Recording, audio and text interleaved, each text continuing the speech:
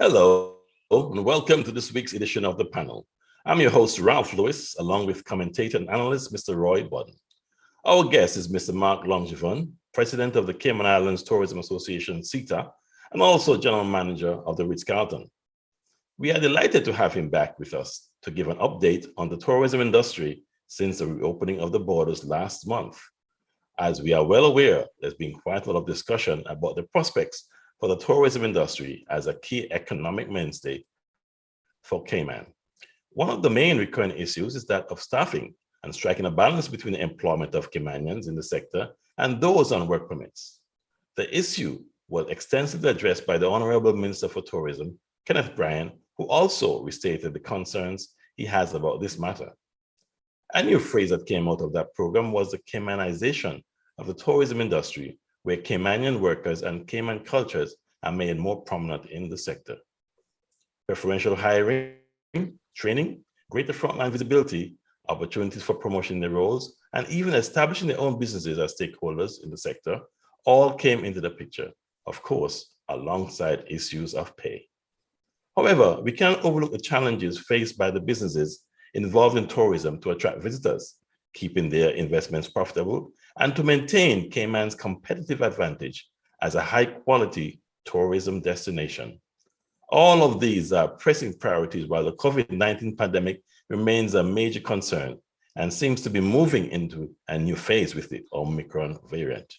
So lots to cover in this edition. So Mr. Langevin, welcome back to the panel.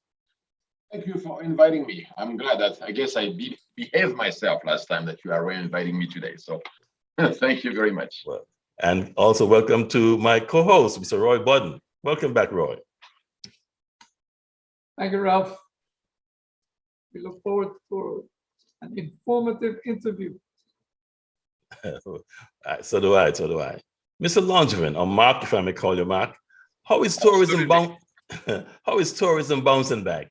And what are the opportunities and challenges as you see them now that the borders have reopened for almost a month? I will not call that bouncing. I will say crawling back. Okay, bouncing will be a different situation. When back and forth, I laugh about it because it's better to laugh than cry. But right now, the conditions are certainly not yet allowing us to come back and bounce. So right now we have three major components that are going to allow us or not to grow in our reopening. There is one of the components is all the regulation in place because clearly not everybody can travel. We are, for example, during a festive period like currently, we are usually supported by all those families, multi-generations family who rent condominium, villas, comes, hotels with, the grandfather, parents. So right now with the current regulation, unfortunately, that does not allow all those families to come back on the island. So it's clearly a problem, and we had cancellation after cancellation. On top of that, there is currently continuously in the market, we have a lot of shift. We heard today in Canada, they have some new rules. I mean, everybody changed, so there is a certain level of uncomfort. So on the top of that, when you add additional layers in our community here to the travelers, to all those tasting that adding and so on, it's certainly an issue. So that is going to limit our ability to attract, our business. The second one is the flights ability, which is right now we made the exercise to look at the composition of what is coming in and out, and we are going to carry potentially a maximum of 10% of our our load capacity for arrival right now until February when American Airlines is coming back, and then eventually when American, they don't bring all their flights, that might project us to 20-25% of the capacity we had before, and then later on we will have 40% hopefully in March if nobody give up on us.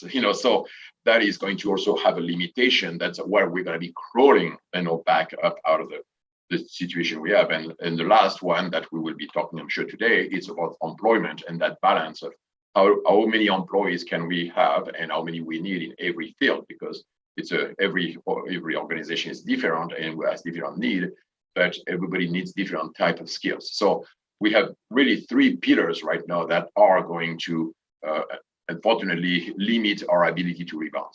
So we can keep on talking about that if you want, or I share with you earlier a graph. I can show it to you now if you want, so we can talk about that so people can realize a little bit what I'm talking about, because sometimes with my French accent, people don't pay it. But there is going to be a juggling act. Okay, while we get the graph ready, Roy, do you have any questions on that while we get the graph ready? I just want to ask if, and I may have asked this before, if prior to the opening up, the parties which have an interest in growing tourism, did they all get together to try to arrive at a common strategy? But when I say the parties, I mean the government, the tourism association, the Chamber of Commerce. Did they get together to try to arrive at a common strategy as to how we were going to do the opening up? What is to take place in phase 1? What will take place in phase 2? What will take place in phase 3? And what is there any alternate plan in the event that any of these phases have to be derailed or have to be abandoned? For example, right now, we're talking about Omicron in the community. Is there any strategy to deal with that? And what about the training? Because I keep coming back to this. One of the things that disappoints me, in the interregnum when we were closed down, there was no attempt at training Caymanians. I mean, Michael Miles came on the show, Mr. Lewis, as you would know, and said that he made an offer. Nobody took him up. So if we haven't trained, I want to ask Mr. Langevin, if we haven't trained, how are we going to ascertain and ensure that the Caymanians are prepared when they get the openings? Because I read what the Compass, the story of the Compass, last Friday's Compass, and I was disappointed because it seems to me that Caymanians are not in a position to capitalize on the spaces that are going to be available. How do you respond to that? What? Because there's so many parts. There is so many parts in your question, so we're gonna have to organize here a little bit on your thought, because you went from many area. I can speak for the next 2 hours to answer your question. So before you start, let's go back. If the graph is on the things, I'd like to talk one about minute. Yeah, that's good. The graph is now up. Could you speak to the graph, please? So I don't see it, but what I'm trying to show is that you have what I'm trying to share is what is the opening looking like. So what I have done is, with all my colleagues from the larger hotel, we have looked at what is our forecast, and looking at the next 30 days, 60 days, 90 days. And so I've done that a month ago. And we also analyzed how many arrivals there were on the island. So the large line with the dotted, that is the percentage of air arrival versus what we had in 2019 and 2020. So we counted really how many seats there was compared to that time. So you can see it's 10%, 20%, 45%. So we have clearly already there a limitation in our ability to, bring customers, especially when you know that. Like I was coming back, I went to a trade show last week in Europe. I came back and I pretty much knew everybody on the plane. What did I tell you? That, that plane that was Cayman Airways coming back from Miami here was occupied mostly by local that was doing business, potentially like me or whatever they were doing, but clearly indicate that there was not too many tourists on that plane. So we have a lower capacity, but the local who need to travel for business still use those planes. Therefore, it really reduces our ability to grow back into our business. So then there is two lines. So what we did is I did a survey with all the hotels, and they gave me their numbers. What do they think? Not what we have on the book, but what we think we are going to have. So what we do is we have sophisticated forecasting tools, and we know what we have on the book. We call that on the book. And then we look at what is the demand that generated by people calling or using online, and we try to guess. That's how we do in our business. So I combined the larger 4 hotels together and I created an average to show you what do we think it's going to look like. So here is the issue. A month ago, when I asked that to my colleagues, you can see there was one graph, and I don't know if people have color or not, but it's hard to see on the screen, but there was a certain level, and we assume we'll be having a little pickup during the holiday period because Cayman Airways is flying daily. And then in January, we're going to drop a little bit back to the 10%. And then we might climb to 25 and 40, and hoping to a 50, 60 moving on eventually during the spring break. So that was a month ago. Unfortunately, a month later, instead of growing, we have decreased. So not only we have lost, what we had on the book, because people ask questions, because suddenly people ask questions, like for example, in our hotels, the last week of January, we had a larger group because there's some private school in the US. They are off on the week of the 17, 18, 19. So we had actually a good level of reservation, and we lost half of it because people realized that they cannot travel with their children, so they canceled. So instead of growing and sending a message, okay, the destination is opening, the confusion from people, the hardship that when we communicate to our people, our travelers, what is it required to come here in Grand Cayman, is actually have been reducing our ability to attract more people. When I went to that trade show in Europe, that was a number. I was meeting, from 8 o'clock in the morning to 6 p.m. every 30 minutes, a new travel agent, and that was always a question. What's happening in Cayman, and I had to spend more time to explain them the regulation than talking about, our destination, unfortunately. So you can see that right now we have a major crisis that is not being addressed today, which is every day that we don't communicate to the international travelers about the hope to be coming on vacation back here with their family and enjoying a vacation without to have a test every 2 days. Every day we are losing ground, and our business is not booked for tomorrow. Our business is booked for 60 days in advance, 90 days in advance. And right now we are so far behind that, I don't even know how we can catch up. And if we lose, the opportunity, especially of President's Week and spring break, I am going to tell you that all the tourism industries will not rebound.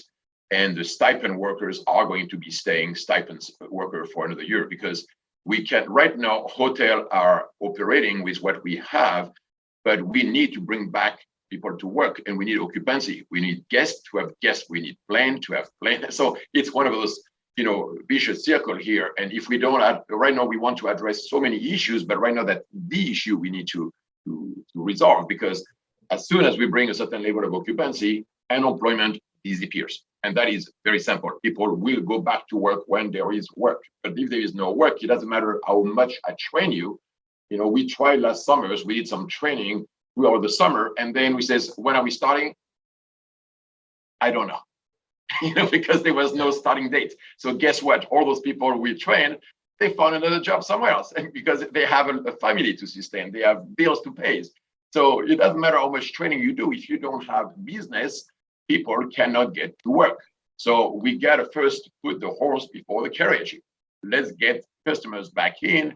Let's get the industry back on its feet. And then, and hopefully try to incorporate as much as we can. But we cannot resolve the issues. They have not been resolved for the last 30 years. Suddenly, now that we have such an incredible, difficult economic crisis with so many variables that we have to resolve at the same time. So that is the situation. So I think that graph explained that, if we don't do something today about the situation, if we don't really tackle the situation, we are going to regress. And I am actually scared right now. Because if we lose spring break, that is the last one for people because spring break is 6 weeks of usually high rate, high volume, and everybody benefited from that. I mean, it's even better than Christmas, because Christmas is only 1 week. Spring break is a large season. And right now we are aiming for failure, and that is scary. So that is a short answer, and you can make the graph disappear. I think it's more than enough. But that, for me, that is what keeps me up at night. But before we get into talking about the human resources and the employment, can you give us an idea of what the cost is to the business? You have an idea of how many? How many hundreds of millions you are referring to? Because in our business, most of the revenue we generate is between December and April. I want to say, while it's only 4 months, it's probably about 60% or more of our actually total revenue. And, that is where all the businesses are making money. The rest, when you start to move into May to July, it's kind of a balanced approach because our rate goes down, it's a different value customers. So it's not as, we still get some occupancy, we're still moving, but it's not good. But if we miss the first quarter, that is pushing for us in our industry, our recession moved another year because we will have to wait for the fall 2022 to hopefully get back, but we can't. People right now at the level that they are not, swimming anymore. They're not even snorkeling right now. They are in scuba diving right now with no air in their tank. And the most scary is that a lot of small business right now have spent everything. They borrowed everything they could. They took loans just to stay open and hoping for that opening. And if there is anything new that happened, and I don't want to say the words, but it started with a H, in next season, there is no backup. The bank is empty, is drawn to zero. There is no more. People are at the end really, especially all those little business. It's just amazing. It's so difficult for me because I'm trying. People on one hand, people in the government probably think that I'm too aggressive and too vocal, but I can tell you that the people, our membership, which is the hotels were only 4 members, but the rest is 200 small members. People, they have small restaurants, small operators. That is our membership of the Tourism Association. The hotels are the driver of the business, but behind us, there is all those people, including the musician, artists, all those people right now, they are desperate, to get back to business. And they are asking us, do something about it. I'm like, okay, I don't know what else, I think people see me enough on TV, on the radio, Yes. on the newspaper. They are sick and tired of me. But I cannot give up because it's lives. Well, Yesterday I had a meeting with all my employees when we reopened, right before the reopening, and it was very emotional because they are people. They are my housekeeper, my front desk, my concierge, and they look at you and says, okay, tell us it's going to be okay. And unfortunately, I am not sure. Okay, well, and that is very difficult. Yes, talking about your staff and employees, I think this is where Roy had one of his questions pointed. And maybe, Roy, do you want to just repeat what your question was regarding the employees, so we can, as Mark could jump on that and work on it right now? I got the question, but I understand his question is how do we bring back chameleon in the workforce? But we need to bring back customers. Before we get to that point, I was listening to you intently. And so now I want to change the order of the questions. I gathered from what you were saying that there has been no round table discussions or whatever the table is, round or oblong or square, between the Tourism Association and the government and as to how you can collaborate to effect a great opening, because what you were saying is not what you were painting is not a great picture, and it is a picture of that I get of the different parties operating in silos. There seems to be no communication between the players in the industry.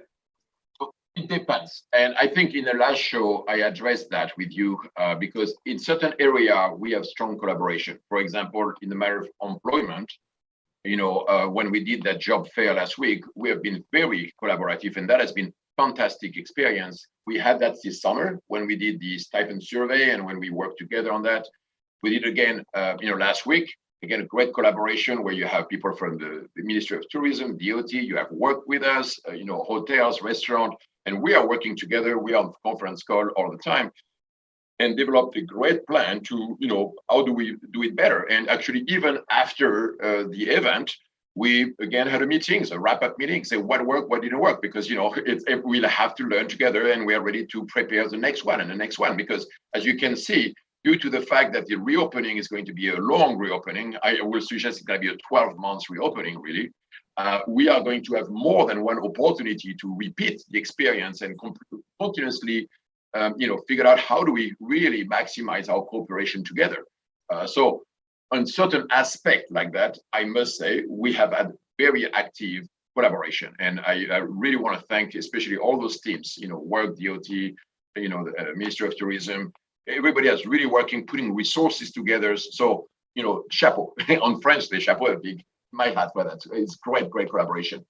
It's when we developed, for example, the protocols, when we were ready to do the reopening on the 20th, and we had for 2 weeks the same thing. We worked together on discussing the granular little details of the plan of sanitation and PPE and testing and that on how, and we had great debates. We had even sometimes we did not agree on certain points, and we came with a compromise. So certain aspect like that, yes, collaboration has been very effective.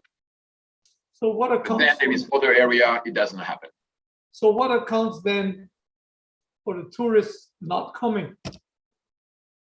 For me, right now, there is 3 big things. One is, and I have shared that thought with the government, is even if we don't want to open today, because obviously there is too many issues currently with unvaccinated children, and let's assume we want to wait for after the holiday, so we don't create a, I can see the side of the government. Today I would say, okay, unvaccinated children can vaccinate with their parents. Everybody on the island will leave with their kids for Christmas, go shopping in Miami, go see their loved one everywhere, and they will come back here on January 3rd, go back to school, and then create a huge issue. So I can see that, I can understand. It does not please my business, but I can understand. But so I'm going to accept that fact. But if it is our intention that we're going to move to phase 5, and the phase 5 will be more attractive for customers to come, and I'm going to throw a date, let's say January 15th. Let's not wait until January 14th to tell us that it's going to happen. Because right now, us in the industry, we need to communicate to our business partners. I'm talking about travel agents, I'm talking about customers, I'm talking about airline company, that it's okay, don't worry, we are going to be back in business at that moment. And I'm suggesting, even if you say we are going to move to phase 5, those are going to be some of the components. You don't have to go in detail, but so that people feel a little bit more reassured that business is better, we're going to remove that, we're going to add that, but there will be a couple of gatekeepers. If there is more than, 10 people, 20 people in the hospital, or if whatever it is, you could make certain condition attached to that, so that you are not necessarily completely locked into a decision and says, oh, you promised us. I'm okay to discuss what could be the variable and what could be the thing. So we will be watching and we will communicate with our customers. But right now, we're just says, well, I will tell you when I will tell you. And that is not easy message for us to deliver and share with our customer base. I have customers, they are very loyal, and they call me or send me email on a regular basis almost every 2 weeks to say, what's new? When are we coming? When can I come with my children? And it's not happening. So we need to have, a way we need to collaborate in finding what is that right message. What could be things that we can actually sell our destination? Because right now, my fear, honestly, when you look at the graph that I'm telling you, in those conditions, they are, degrading instead of doing better. I am now concerned that some of the airlines, they are currently committed to come for February or March, are going to look at it, or even some of them we have now. How long can they carry if they have a plane that is half full on the way back? Yeah. If there is a business decision when everybody else in the Caribbean is enjoying 99% occupancy, if I am an airline company, I'm going to put my plane and my crew in a direction where I'm going to make money. It's a business decision. So I am very concerned now that we are at a point where if we don't show improvement, if we show regression, because there is missing message in the communication, we could be in a different position, even worse. And again, as I said earlier, that's what keeps me up at night. Because the life of so many people, thousands and thousands of people on the island, depend on that. And they have been hoping and hoping for the last 20 months. And now they want to have, yes, we're open, but are we really open? Okay, yes, and I'm getting a lesson in hotel management, and I'm thankful for that. And it tells me that one of the issues we have is timing. But also, before we go to talk about employment in the industry, one of the big question is why aren't we paying enough to attract people to come to the industry and keep them there? But then if I'm hearing that, hold on, guys, there's no business, how are you going to pay those people that you're employing? And so therefore, it has to be a balancing act where we understand that, yes, we want to get the business here first before we can hire people. Now, how That's not you, Ralph, because you say something again that is something that's a rhetoric that is repeated without foundation. Okay. It's one of the first conversations I had with the current government. People says, oh, we don't pay enough in industry. We pay a different way in our industry because we have gratuities and it's a service industry that is based on that. I show, and we shared our collective data, that even at an entry level, I'm talking about dishwashers, they're already making somewhere around 30,000 a year. So there is many people in the administration, they don't do that. Obviously, it's a different business, and you know there is good days and different time. And from here, it goes up. You know, if we have employees, believe me, they do much more than that, especially when you move into the food service industry where you're even more gratuity. So there is, unfortunately, something that keep on being repeated. Yes. That is not simply true.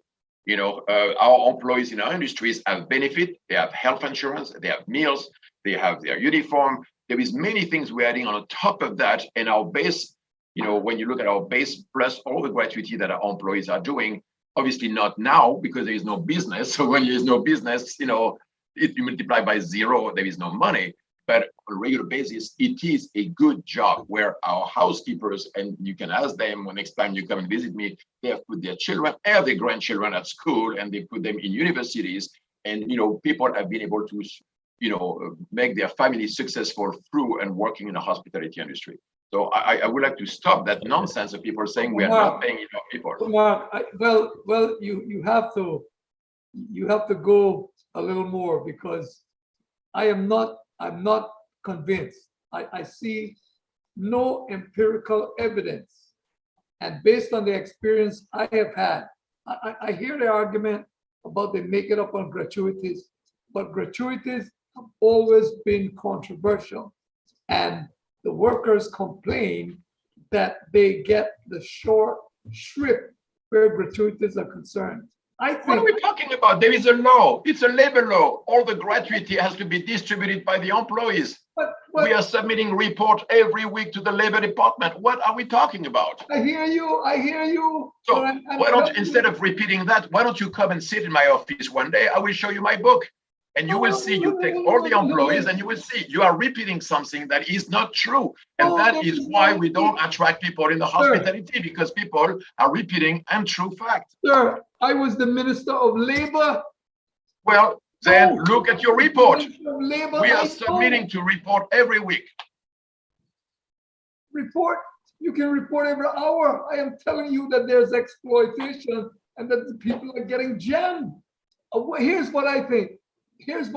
I would rather see a more meaningful wage paid to the people per hour and less emphasis on them making up with gratuities, because that system is open for exploitation and rife with disagreement. An assumption here, because we are a company with integrity, with book, we are audited, we are reviewed continuously, and right now you are stating something that has no foundation. And that is where the problem is. When people like you say that to the people, why do you want that a young person want to join an industry when they are told things like that for years and years, which is absolutely unfounded? Sir, I am telling you, I was the Minister of Labor. I am telling you based on my experience. I'm not fabricating anything. I have cases. Listen, I will invite you to come and I will show you our report so you can look by yourself, because I don't know when you were Minister of Tourism, but I can tell you that we have accountability with obviously the labor department. We are submitting every week our report with the employees, how many hours they work. There is no, I don't know where was the island, you know, at the time when you were, you know, Minister of Tourism, of Labor, but I can tell you that it does not exist today. Everybody has to report and everybody is accountable. There is no money staying in the hotel. Okay, here's what. I will grant you that. I will grant you that the system of dispensing the gratuities is fair. But I still say that a better formula would be to pay a more meaningful wage up front with less dependence on the gratuities. Why can that not be done? Because we're not a government agency. If you want to have a check that's the same every week, you work for the government, you work for the administration, you work for a bank. In our business, we are a service industry, and service industry are based on service. You get a good meal, you get a good tips, and you with a good service. If you don't give a good service, it's our business. It's like in real estate. If you sell $1 million house, you have better fees than if you sell a $100,000 house. If you don't accept the rules of engagement and the risk that comes, you don't get a reward. In our business, we have food servers or bartenders. They can make $60,000, $70,000 a year because they are good at what they do. Now, if you don't do that, if you don't sell, if you stay like that, that is our industry. We cannot put a government mentality into an industry like ours. We are a service industry. So you cannot compare those two industries. Well, Mark, it has nothing to do with the government mentality. My mechanic is in the service industry. The business of mechanics is a service industry, and my mechanic gets paid well. He told me so. I see it. So why can't the tourism industry have a formula like that? Are you giving your mechanic a tip? No, he doesn't need my tip. He doesn't need my tip. It's not the same industry. The same with one of the doctors, and the doctor charges you $70 for a visit. You don't tip him. In our industry, that is the way it works. You have to accept that there are different rules for different industry, and that is our industry. We are not a flat fee. You pay for the service that you are providing. And that's the way it works in our industry. I mean, if you don't like our industry, it's fine. Don't choose it. You don't have to. There is many other jobs. We don't do that. In our industry, those are the rules of engagement. In our industry, we work at night. In our industry, we work at Christmas. In our industry, we work on vacation when people are enjoying. That is the rules. We are not going to close a restaurant because you want to be off on Christmas. There is, that is what happens in our business. If you don't accept those rules, it's okay. You don't have to. You work for a bank. You work for a different organization. But in our industry, that is what we do. Mark, I'm enjoying the conversation and the dialogue between you both gentlemen. It's very interesting, and it's good to get this information out there. And I'm always talking about information. Mark, in your job fairs, are the applicants told about this? The need to have a sales mentality, the means of a sales attitude, and that they can be rewarded based on their performance and the sales. And I understand the industries that work that way, like real estate. But when we are talking to our people who want to work and make a living, we have to communicate that to them directly so they can understand exactly what they need to do to make that. Because what they're interested in is making a wage, whether we have as in law or whether it's a commission based, but they have to make that wage. And one other thing regarding tips, when I apply for a mortgage, I can't put tips on my application, because they will say, well, that's not guaranteed income. That is also untrue. That is also untrue. You see, that's another thing that is repeated because there is a way. I talked to my friend Onari that is working at the Royal Bank. I'm doing an advertisement for him, and I asked him about that. Is it possible? He says, absolutely. If you have an employee, when they come out at the end of their shift and they have $100 tip in their hands, if they go to the bank, put it in the machine, get a receipt, and they continuously show that transaction, the bank will look at the cash that is coming in on a regular basis and the expenses, and they will provide, looking at the case, including those things. Now, if you are a food servers that take the $100 and go to the bar and go, with his friend drinking and partying, the bank does not see the money. They are not going to give you money. If you keep your stash of money behind your pillow, and nobody knows that you have it, there is no way the bank is going to loan you and to buy a house. But you can, and there is people, they do that. They are very good. They are keeping a record every day of the gratuity they do, and they are dropping like a normal check at the bank every week. So again, it's a myth. it's a myth that has to stop. It's something that is only repeated. And because of those myths that is repeated, people choose, they say, oh no, hospitality, you cannot have a rent, they're underpaying, they're taking my money. It is a myth. And we got to stop talking about that and talking positively about an industry that is able to provide career, to people and develop them in their career. If I may say something, Roy, 1 minute, please. If I may say something, I'm happy to see that the rules have changed. I spent 30 years in the banking industry, and I know during my time that wasn't the case. So I'm happy to see that the banks are changing their policies in regards to these, how things are done in granting loans. And that's great. And it comes back to prove. I mean, I'm not suggesting they will do it to anybody, because they will have to look that you actually have. No, you want to make sure that you have money entry. Of course. Then we want to make sure that you are actually your expense, because you have to have a banking, just like you. Yes. You have a paycheck. They look at your banking. What is your cash flow? How much you spend. Can you or not support a mortgage? If you just come, with your 1 month history, it's not gonna work. You would not gonna get a bank loan if you are new in the industry or first job on a job. Now, if you have a year or 2 years of history where you can continuously show that you have a paycheck, plus every week you're dropping $200 or $300 in cash, suddenly it shows that is your wages, and you can show that you pay so much in electricity, you pay so much. It's all banking, and bankers, they will be willing to accept those rules. Okay.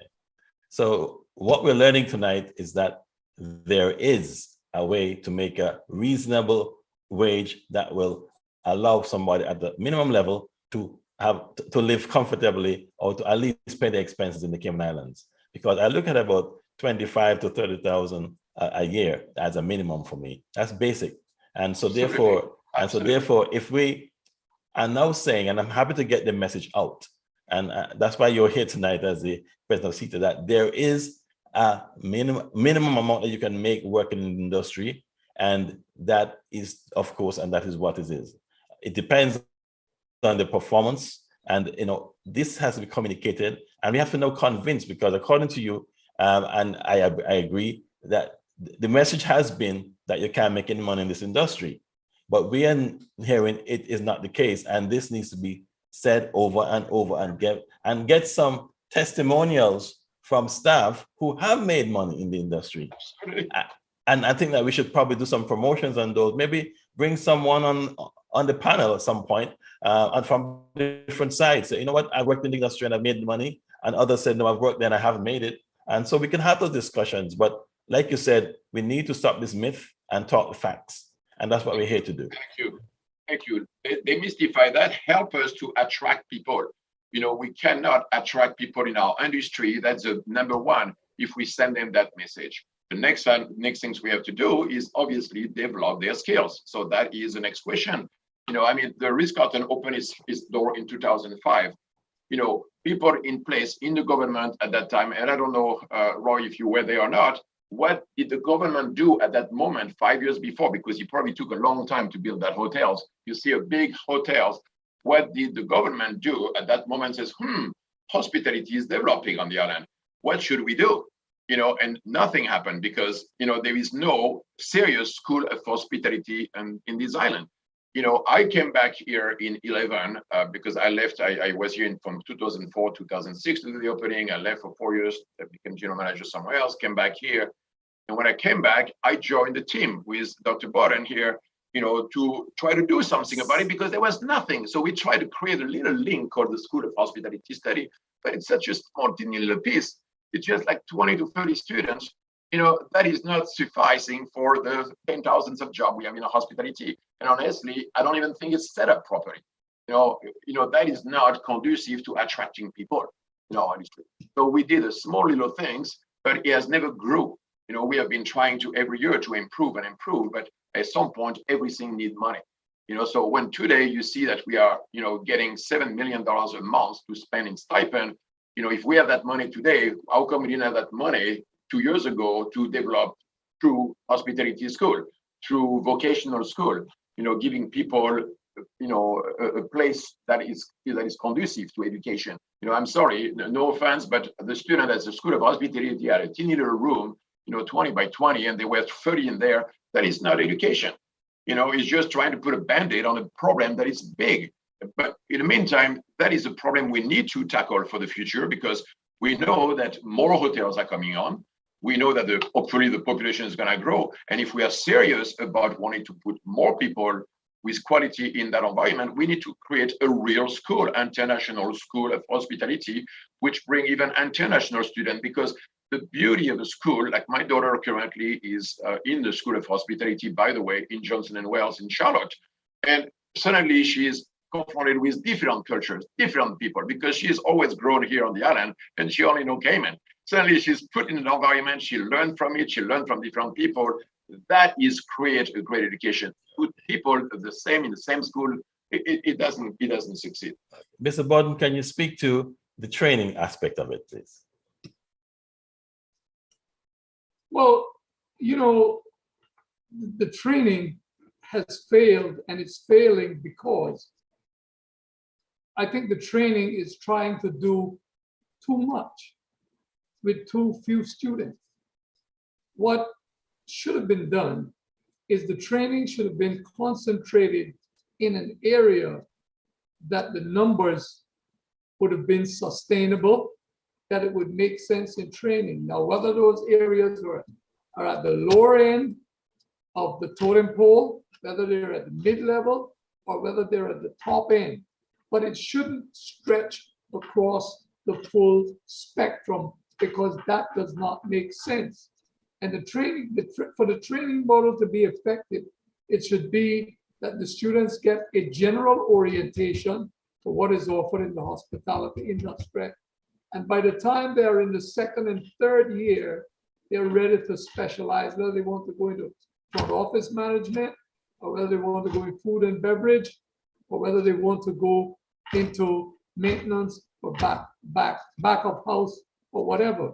But you shouldn't be able to, you shouldn't put 24 students or 20 students across the spectrum doing everything and think that you're going to come out with anyone at the end of the day who is sufficiently expert to do any one thing. And that's the failure. I noticed that the complaint is that a lot of cooks have to be imported cooks. So why don't we have Caymanian cooks, even 20 or 30 that we could begin with? That would be 20 or 30 less than we have to import. Because, and that's why I asked about, has there been a dialogue recently? Has there been any sit-down discussions? Because you know the industry. The government doesn't know the industry, but the government is the driver of the education. So has any dialogue been entered into to say to the government, listen, here is where we see the critical needs. Here is where we think we can get a few, because we won't be able to get all Caymanians to fully staff all of the operations that we have in hospitality. But we should try to get a significant amount. So from my perch, Mr. Langevin, I chalk it down to a breakdown in communications between the industry and the government. I don't know whose fault it is, but I say things would be better if there was a dialogue. What are the plans? What are the plans for the opening? Whom do we need most? How many of these people we think can comfortably come from the local populace? But that's never been done. And so here's what happens, because I got the scenario. Here's what happens. We read it realize we are losing you. Your camera is going lower and lower. And we don't adjust the camera, please. You are sinking here. You are sinking. Okay, continue. We're ready to open up, and we need this amount of work permits, and like we need them now. And then the government is saying, no, but we have Caymanians we want to put in these positions. So you're not going to get these permits. If there had been a dialogue and discussions, each party would know where they were coming off at, and we wouldn't have the mess that we have now. That's my take on it. The issue we have, and we have shared our thoughts, but they are not necessarily heard because there's people that are too busy saying, are you coming in? Are you coming in? Are you coming in? Not understanding the conundrum. There is a conundrum, which is currently, for example, there is a reality, which is if I look at the organization of our tourism industry, there is different segments. There is a culinary, there is a food service, there is a room division, and you know our industry, how it works. And currently, we have,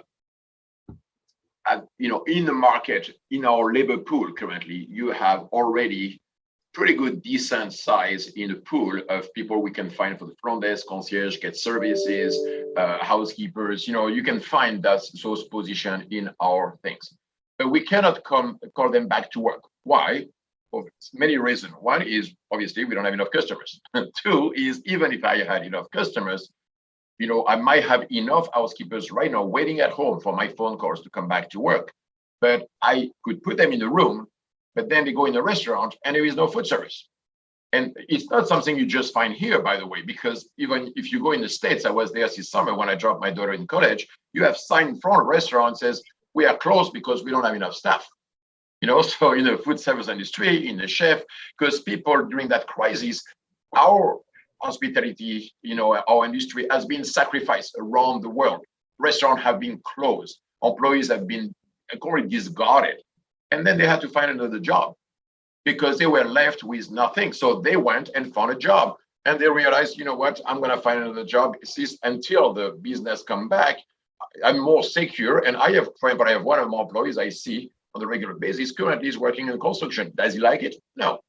Is he ready to come back? And that's one of the employees that was working in our fine dining. And that is, was doing very good money because in a fine dining, you can make $20 to $30 tips per hour, so you multiply, you can figure out they make good money. So plus some cash sometime on top of that.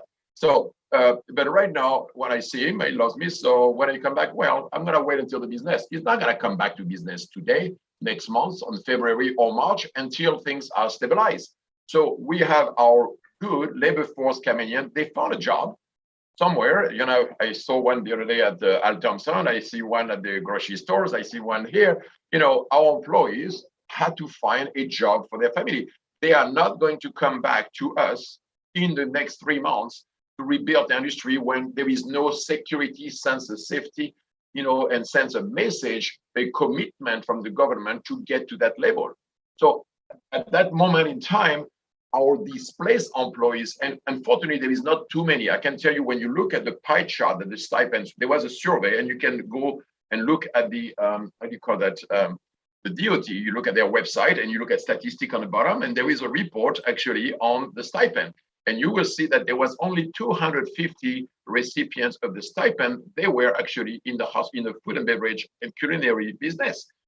A lot of them, the other one, they all were entrepreneurs. There was about 1,300 of them. They are entrepreneurs. They have their own business, and they are not going to take a job because they are waiting that we reopen to put back their boat on the water, to put their taxi, to put their bus on in function, or they have a retail. So they are not going to change job just because.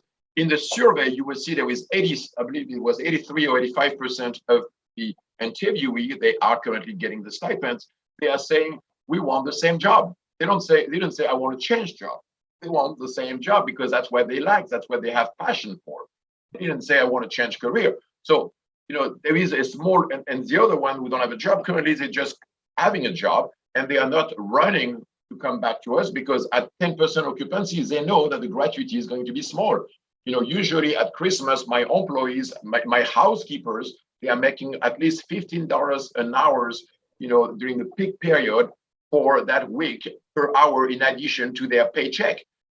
Believe me, they love it because their paycheck after Christmas pay for the Christmas shopping, and right now this year's is going to be very low.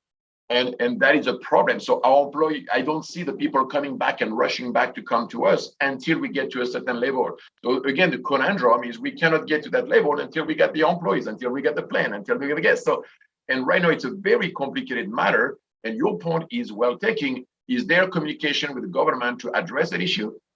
I can tell you I'm communicating. Are they hearing? I am not sure. But I can promise you that they are probably sick and tired of my communication because I send email directly. I even get some answers, say thank you very much. But do I see really construction work, around that? No. I'm hearing on the other side, some people with the same rhetoric, hire Kamenian. But that is not the problem. We want to hire Kamenian. We are dreaming to hire Kamenian, but we cannot do it without all the components. I cannot force a Kamenian to become a cook, to become a food service if they don't have that passion. We are in industry driven by passion. You have to love what you do. Every day I go to work, I have a good time. You see, even now I'm late at night, I'm still having a good time. So it is it's a human job. It's a how do you call that? It's our job is about relation. It's about, and if you don't like what you do, you're miserable every day. So we cannot force people to move from being a taxi operators to be a cook. It doesn't work like that. It's not a game. So right now we got to address the problem. The problem is we need to approach that balance. It says, if I want to bring back 10 housekeepers, I need 10 cook and 10 food service so that the people can go down from the room and having breakfast and dinner and lunch. And then when they go to the pool, they need somebody who's going to serve them a drink. But I'm not seeing people rushing right now. The intention of the job fair we did last week, because I heard your interview last week, you says, how come there is only 1,000 work and you said there is only 200 positions? Because what we wanted to do in our job fair, and we agree as a team with work and DOT and MOT, the roadblocker right now, is because right now we can produce up to 25 or 30% occupancy. So really right now we don't need to hire anybody. But the next stage to drive to that 40% occupancy, I need more chefs and cooks so that I can bring back also my housekeepers who are waiting at home. They are waiting right now for the phone calls, or they're waiting for more hours, for more tips. So whatever it is. So we say, let's focus to find locally Kamenian who are going to come and help us to unleash that things. Unfortunately, there's not too many of them. Because again, when we said only food and beverage and culinary and things, and unfortunately, there are people that just came and they were looking for the job. So, it was still not what we were hoping for. And even if we found 10, 20, 50, it's better than what we didn't have before, but it still does not give us that number that we are looking, because for me, I'm looking 3 months ahead and I need in potentially all the restaurants together. Collectively, we might need between 500 and 1,000 workers in that segment of the industry, and that will allow us to put everybody back to work. So that is where the conundrum is it's not a quid pro quo, is we need to balance those skills, and you don't become a chef just because, somebody decide for you, you gotta be a chef. Right. Well, I'm listening, and just to answer a few things that you said, the government is listening, at least to this program. So I know that the things that you're talking about, they're going to hear it. They're listening to it. If not, they're watching it now, they watch it tomorrow. Now, it sounds to me like the solution that we are seeking is more complex than we know it to be. And the reason is because not everyone has the same knowledge of what each other is doing.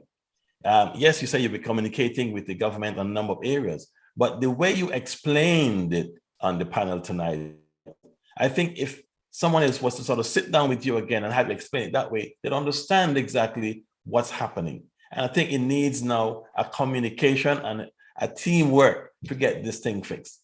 We're here to talk about the difficult topics, but we're also here to get to a solution where we can satisfy everyone's demands. Yes, we need Kamenians in the tourist industry, but how do you get there?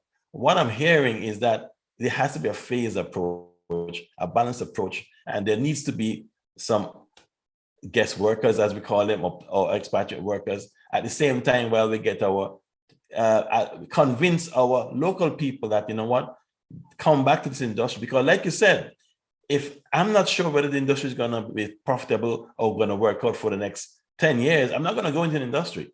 If I don't see anybody in the hotel, I'm going to say, am I going to be losing hours next week from working? So we need to explain all this thing and understand and explain to the government. So when you hear reports like why you only have 2 jobs available, we need to have it explained so we all can sit down and say, okay, here's the plan. And we all chip into the plan and we can come back and assess the plan and said, okay, well, now we know what's going to happen. And the panel is here now. So we're going to come back again and we're going to say, well, what has happened to the plan? And so I'm happy to always come back anytime you want. So I can promise you that on every one of my email and address, I always invited government, please call us. Let us explain. Let me show you some graph. Let me show you some data. Let me show you what we are doing, what we're saying.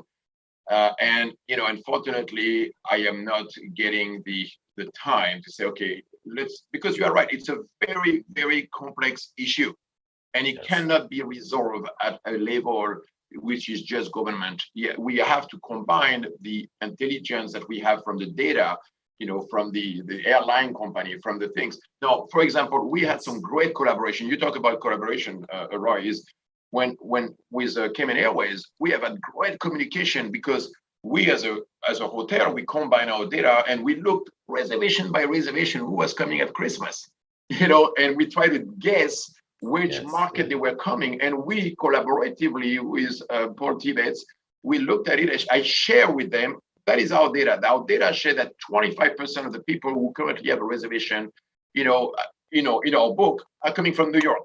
So let's put, what?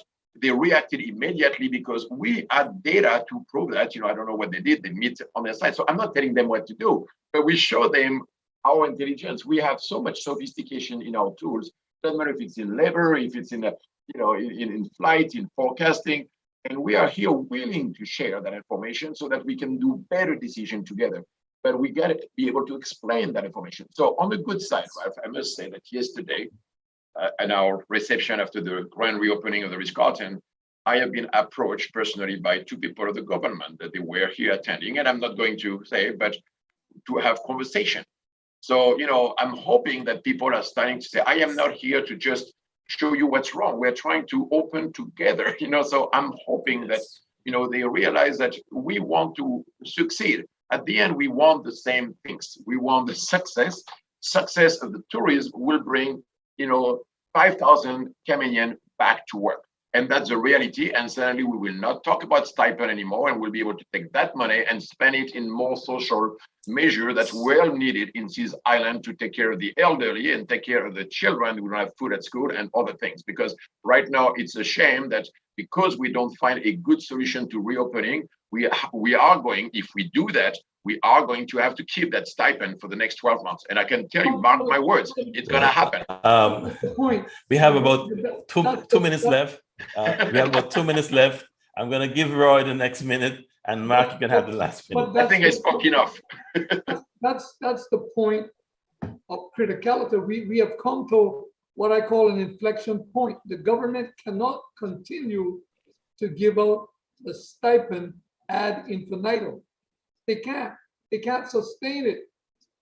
So it behooves the government to find a formula to get people back to work in the hospitality industry, back to work in other industries. Now, the more fundamental observation I have, though, is that if we cannot at this point provide employment for the numbers we have currently in the hotels, then why are we building more? We don't build for tomorrow, Roy. In our business, we don't build for tomorrow. We build for 2 years from 3 years down the road. There's nothing to do. Currently, we have an economic crisis. You can say that, but the statistics bears my point out. We don't have that kind of population. We don't have that kind of population among what I call established Caymanians to service these industries. So what you're telling me, we're building these establishments just to import more people? It doesn't make sense. Because our industry is a $1 billion industry that is providing to the middle class Caymanian job, because all those people who are entrepreneurs, they buy boat, taxi, things. Not everybody can be bankers. Not everybody can become lawyers. People sometimes are in the middles and they are small entrepreneurs. And the beauty of the tourism industry, it's allowing all those entrepreneurship. So the reason what we are doing is our industry provide to the government somewhere between 100 and 150 million dollars. I made some different calculation in revenue to be able to provide education and everything they need to provide that. And our businesses bring over $1 billion in our industries, providing wellness to everybody, because it's not just a hotel. The hotel is just the drivers. Behind us, there is every industry, retails, shoppings, education, everybody profit from that. But everybody. Mark, it's a beautiful industry. It's a beautiful industry. We have to stop to trash it. It's a beautiful industry that is providing jobs for everybody. Beneficial, the most direct and effective benefit would be from direct employment, because your industry is also an industry that has, in a jurisdiction like Cayman, 80% leakage. All the money you're talking about comes in and it goes back out. All of the supplies are imported.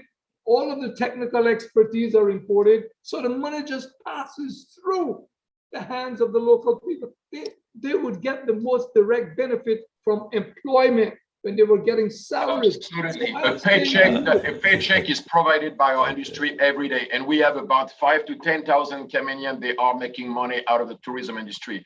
People, they don't necessarily have the education to, own a bank, buy real estate, or do all sorts of fancy job. They are here enjoying a passion of developing hospitality and making money out of that and sustaining their family. So that money, that paycheck that we're giving to the employees is well spent.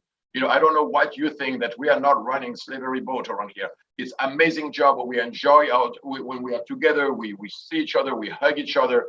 I wish you could, come and visit me, with me, and go in the back of the house and see what is really hospitality is about. We are not beating our employees. We are not sacrificing them. We are not just taking their money away. What kind of image is that you have about our industry? Well, gentlemen, that's part two. We are going to part two now. We're out of time. And Mark, as I promised, you have a final word before we say goodnight? Merry Christmas. Well, I want to thank you for coming Merry on. Christmas. And I want to thank you. You are a wealth of knowledge, and we would like to invite you back again for part two. I think there's so much you could educate us on, and some questions we have that you could answer. Like what I would like to see when Mark comes back, yes, I would like to see someone from a similarly responsible position in the government, so that we can once and for all find out where the breakdown is, because it really seems to me, Mark knows that I have no ill intentions, but it really seems to me that the two entities are operating in a silo, and it won't get any better until some ground is made up. So when he comes back, I would like to see someone from the government, someone in a position of policy making in the government, where they could say, okay, here's what we think we need to do in collaboration to make this successful. There you are. Thank you very much. Merry Christmas. Gentlemen. Thank you very much for your patience with me. No, thank you too for coming on and taking the hard questions. We love it, and we'll see you again sometime. Keep in touch, and thank you very much to our viewers, listeners. Thank you for joining us again tonight for another very intense discussion. I'm Ralph. On behalf of my guest and Mr. Roy, my co-host, have a great weekend and join us next week. Myra should be back here to help us bring in the Christmas in style. Good night and have a pleasant evening. Yes.